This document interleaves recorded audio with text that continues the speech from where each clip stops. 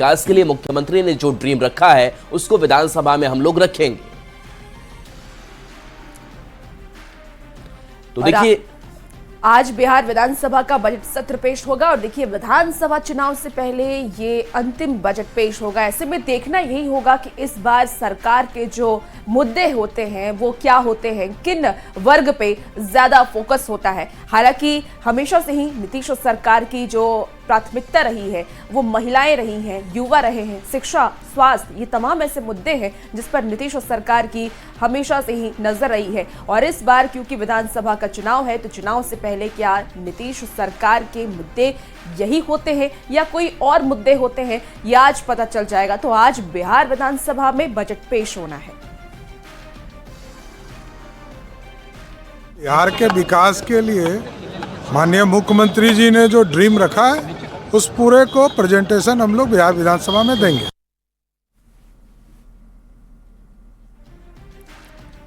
और नीतीश सरकार चुनावी साल में अपना आखिरी बजट पेश करने जा रही है जिस पर बिहार की जनता के साथ साथ सियासी हलकों में भी सबकी नजर बनी हुई है। माना यह जा रहा है कि नीतीश सरकार इस बजट में कई ऐसी घोषणाएं कर सकती हैं जिसका बड़ा असर चुनाव पर पड़ेगा। बजट को लेकर के एनडीए के नेता काफी उत्साहित हैं।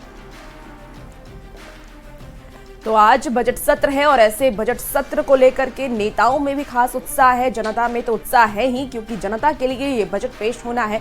और आज का दिन बेहद ही खास बिहार के लिए है, बिहार वासियों के लिए है। और इसके साथ ही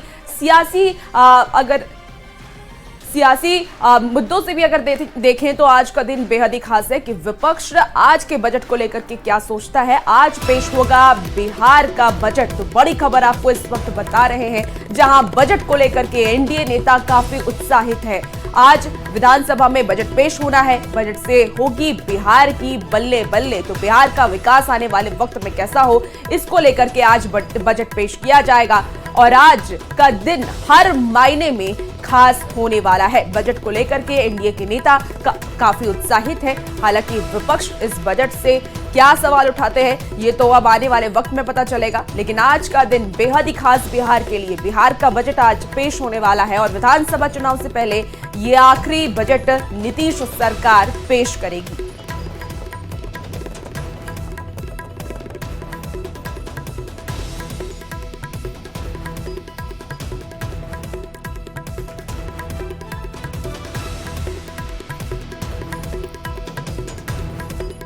बिहार का बजट बिहार को एक नया गति और नया दिशा देगा। बिहार के बिहारियों के लिए और बिहार के लिए पूरे आज़ादी के 75 साल में सबसे बड़ा बजट होगा। एक ऐतिहासिक बजट होगा। ये बजट गरीबों के लिए, ये बजट किसानों के लिए, ये बजट नौजवानों के लिए होगा। और बिहार में जो विकास की धारा हमारे नेता श्री नीतीश कुमार ने पिछले 19 सालों से बढ़ा रखी है, उस धारा को मजीद तेजी मिलेगी, तेज रफ्तार मिलेगी। हम लोगों को, सभी बिहारियों को जो उम्मीद है उस उम्मीद पर पूरी तरह से ये बजट खरा उतरेगा। तो आज बिहार का बजट पेश होगा। उससे पहले नेता प्रतिपक्ष तेजस्वी यादव ने बड़ी मांग रख दी है। तेजस्वी ने नीतीश सरकार से वृद्धा पेंशन की राशि बढ़ाने की मांग कर दी है। साथ ही तेजस्वी ने इसी बजट में सीएम से बिहार के लोगों को 200 यूनिट फ्री बिजली और महिलाओं को हर महीने 2500 देने की मांग की है। साथ ही उन्होंने 500 रुपए में गैस सिलेंडर देने की भी मांग की है।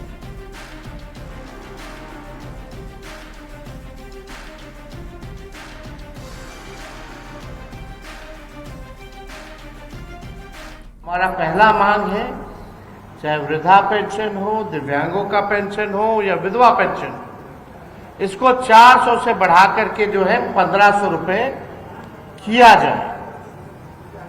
और हमारी दूसरी सबसे बड़ी मांग है कि आप महिलाओं के लिए भी, भले ही आप माई बहन मान योजना का कॉपी कर लीजिए, लेकिन 2500 रुपए उन माताएं बहनों के खाते में दें ताकि उनमें कोई खून की कमी ना हो और हमारा आने वाला भविष्य बौनेपन का शिकार ना हो।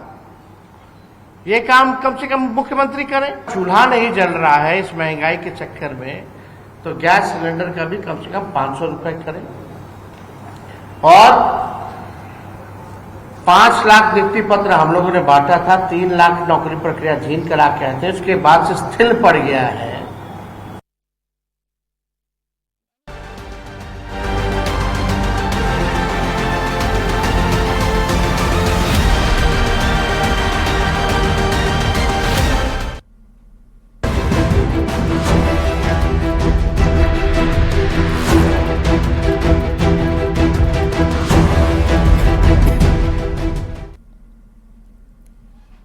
और बिहार के साथ साथ आज झारखंड विधानसभा में भी वार्षिक बजट पेश किया जाएगा। हेमंत सोरेन पार्ट 2 का पहला बजट पहली बार वित्त मंत्री राधाकृष्णन किशोर पेश करेंगे। वित्त वर्ष 2025-26 के बजट में 7 से 10% की वृद्धि का अनुमान जताया गया है। ऐसे में 2025-26 के बजट का आकार लगभग 1.5 लाख करोड़ रुपए होने की संभावना जताई गई है। आगामी बजट में सीएम हेमंत सोरेन की महत्वाकांक्षी स्कीम मैया सम्मान योजना पर खास फोकस होगा। वित्त मंत्री ने आर्थिक सर्वेक्षण पेश करते हुए ये कहा था कि इस बार के बजट में ग्रामीण अर्थव्यवस्था और सामाजिक क्षेत्रों के उत्थान पर सरकार का पूरा फोकस होगा। अब ऐसे में ग्रामीण विकास विभाग का बजट बढ़ने की संभावना जताई जा रही है। शिक्षा और स्वास्थ्य पर भी सरकार का इस बार खास फोकस रहेगा। साथ ही रोजगार के अवसर बढ़ाने पर भी सरकार इस बार जोर देगी।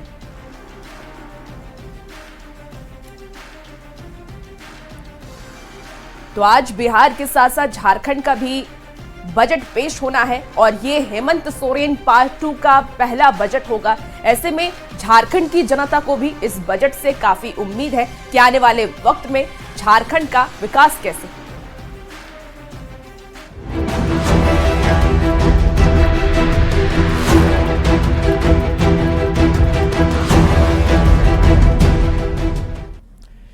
बिहार में चुनावी साल में सियासत बेमिसाल हो रही है। चुनाव होने में कुछ ही महीने रह गए हैं, लिहाजा सियासी माहौल गर्म हो गया है।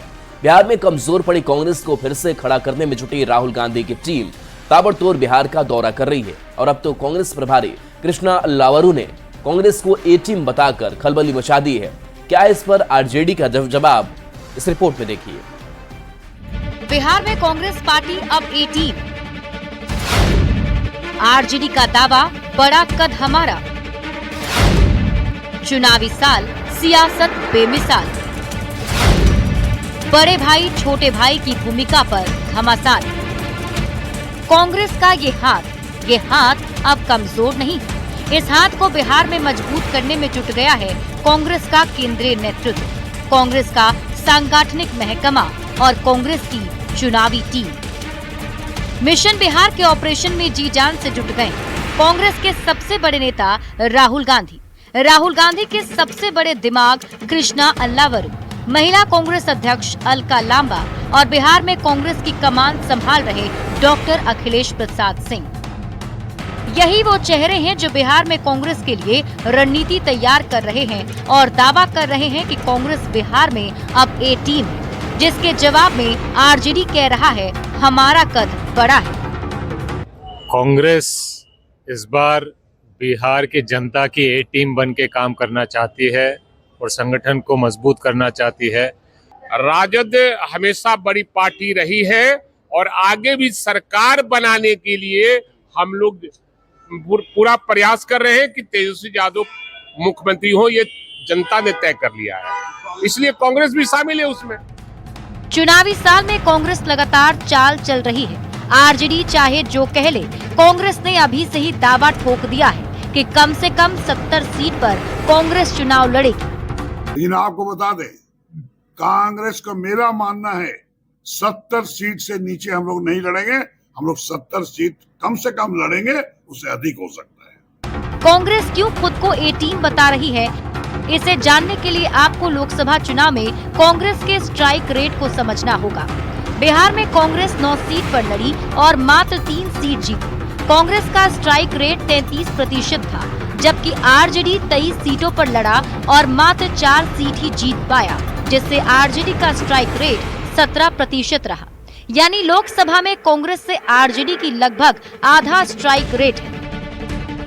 हालांकि विधानसभा में ये आंकड़ा एक दूसरे के बिल्कुल उलट है। 2020 के विधानसभा चुनाव में कांग्रेस बिहार में 70 सीट पर लड़ी और मात्र 19 सीटें जीती, जिससे कांग्रेस का स्ट्राइक रेट 27% रहा और आरजेडी 144 सीट पर लड़ा 75 सीट जीतकर सबसे बड़ी पार्टी बनी। पिछले चुनाव में आरजेडी का स्ट्राइक रेट 52% था, यानी विधानसभा में कांग्रेस से लगभग 2 गुना।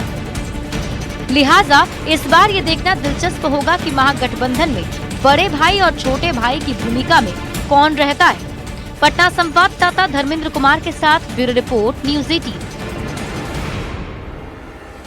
बिहार कांग्रेस प्रभारी कृष्णा अल्लावारू ने चुनाव को लेकर के पार्टी के नेताओं और कार्यकर्ताओं को टिकट को लेकर साफ संदेश दिया है। उन्होंने कहा कि 6 से 8 महीने में लड़ाई कम और काम ज्यादा करना है और टिकट उसी को मिलेगा जो जनता के बीच रहता हो और जिसका जनाधार हो। टिकट बंटवारे पर जनाधार वाले नेता को ही तरजीह दी जाएगी, न कि सदाकत आश्रम की परिक्रमा करने वाले नेताओं को। अपने बीच में से उन साथियों को आगे बढ़ाओ जिनका जनाधार है, जिनका जनता के बीच में पकड़ है। उनको आगे मत बढ़ाओ जो जनता के बीच में नहीं रहते लेकिन सदाकत आश्रम में आके स्वागत करते रहते।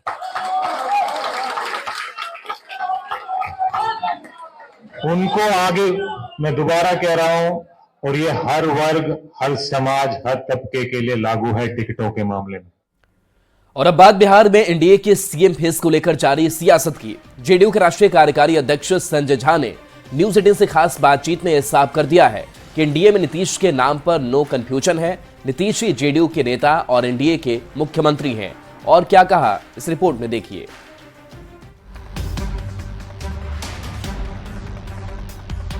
बिहार में इस साल होने वाले विधानसभा चुनाव में मुख्यमंत्री नीतीश कुमार ही एनडीए का चेहरा होंगे।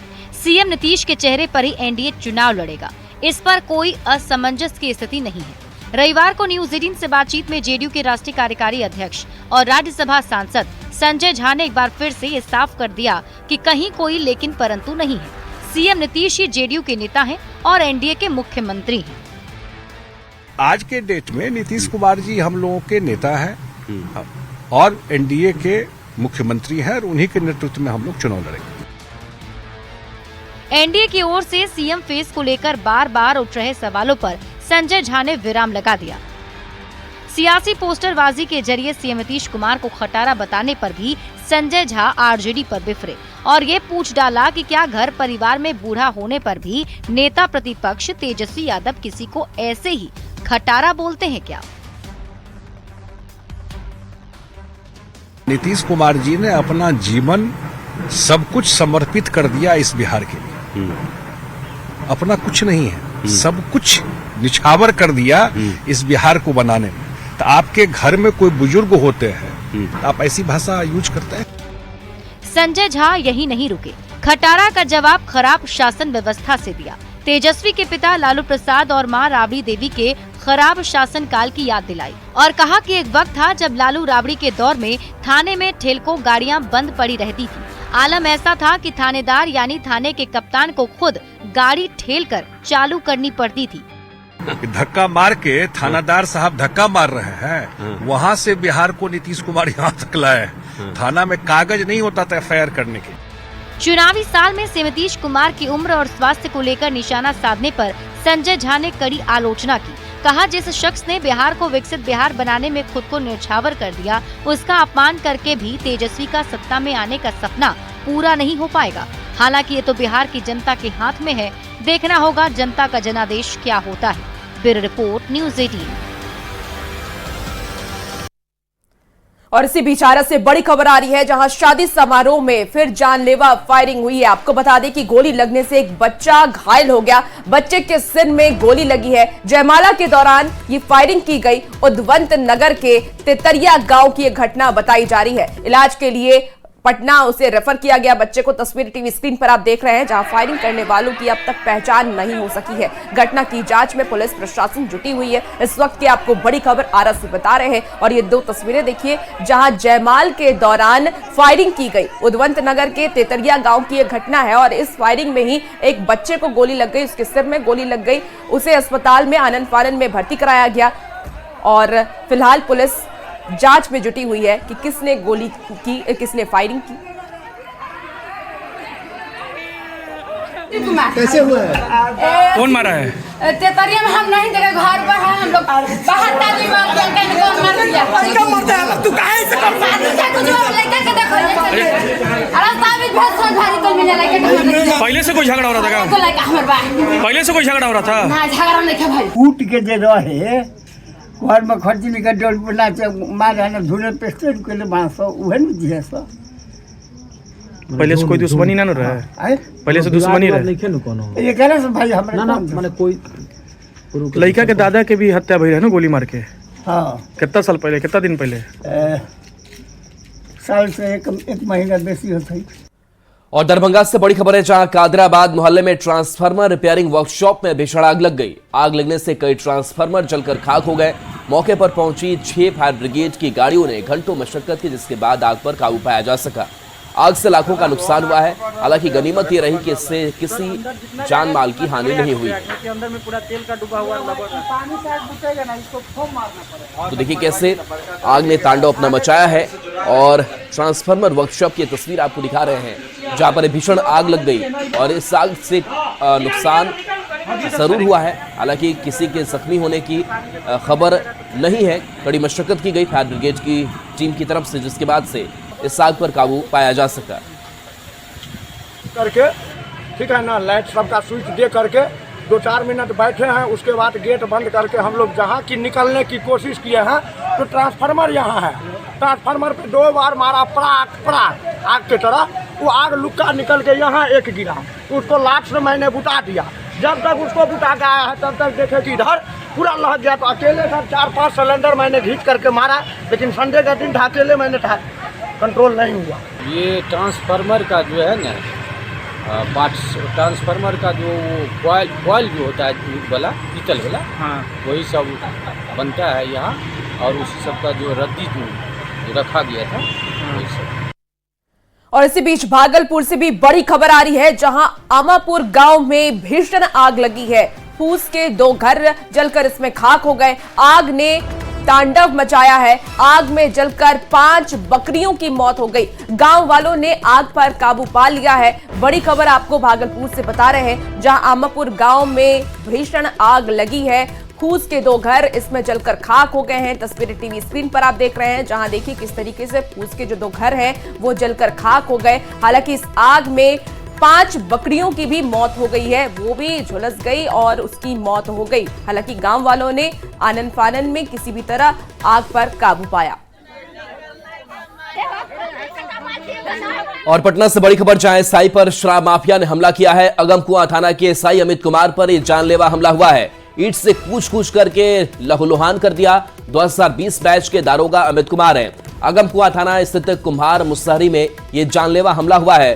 गंभीर हालत में इलाज जारी है। तो ईंट से कूच कर लहूलुहान किया गया है। पटना से बड़ी खबर बता रहे हैं, बता दें कि 2020 बैच के दारोगा अमित कुमार हैं। इलाज अस्पताल में कराया जा रहा है। तो एसआई पर शराब माफिया ने देखिए किस कदर हमला किया है। वो घायल हैं, इलाजरत हैं। अगमकुआं थाना के एसआई पर यह जानलेवा हमला हुआ है।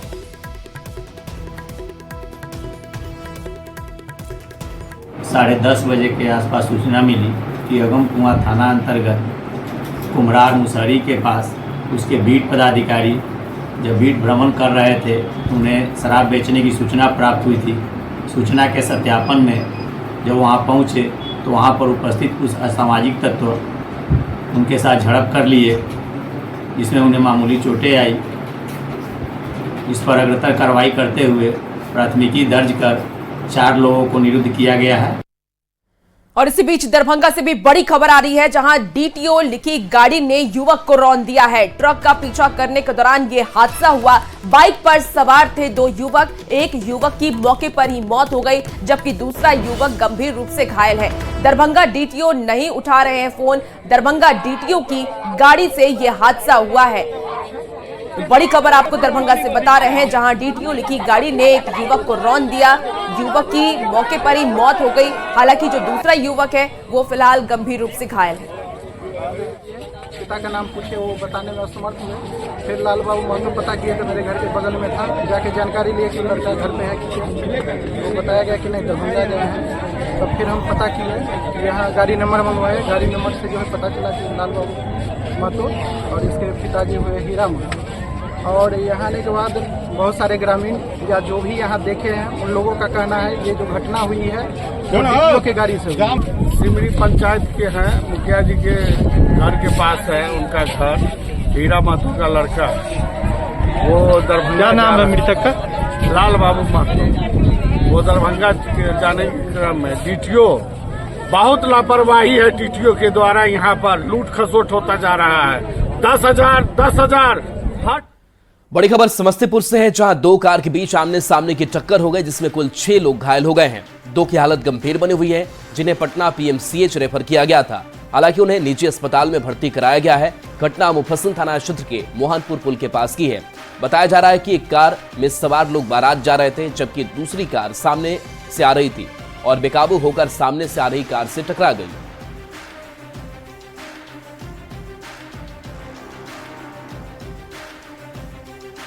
तो फिलहाल रुकेंगे एक बेहद ही छोटे से ब्रेक के लिए। जल्द